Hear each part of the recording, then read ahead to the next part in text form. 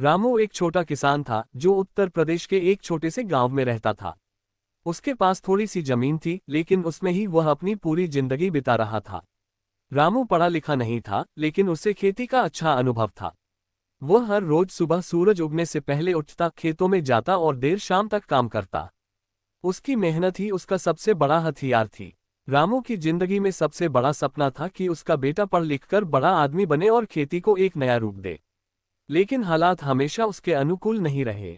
कभी बारिश कम होती तो कभी ओले पड़ते। कई बार तो फसल पूरी तरह से खराब हो जाती। बैंक का कर्ज भी धीरे धीरे बढ़ता गया। गांव के कई किसान आत्महत्या कर चुके थे, लेकिन रामू ने हार नहीं मानी। एक साल की बात है जब रामू की फसल बर्बाद हो गई। उसके पास खाने तक को अनाज नहीं बचा। गांव के कुछ लोगों ने उसे शहर जाकर मजदूरी करने की सलाह दी।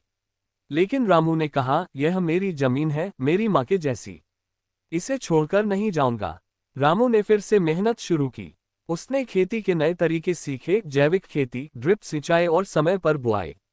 उसने सरकारी योजनाओं की जानकारी ली और एक कृषि अधिकारी से संपर्क किया।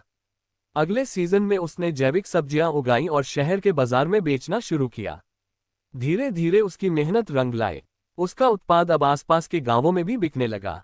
रामू अब दूसरे किसानों को भी नए तरीके सिखाने लगा।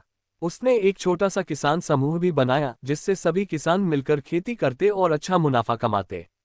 रामू का बेटा अमित, जो पहले पढ़ाई छोड़ने की सोच रहा था, अब अपने पिता की लगन देखकर प्रेरित हुआ और कृषि विज्ञान पढ़ने का निश्चय किया। रामू के सपने अब पूरे होते नजर आ रहे थे। रामू की कहानी हमें सिखाती है कि मुश्किलें चाहे कितनी भी हों, अगर हम धैर्य और मेहनत से काम करें तो कोई भी सपना असंभव नहीं। किसान केवल अन्नदाता ही नहीं, बल्कि समाज का असली नायक होता है।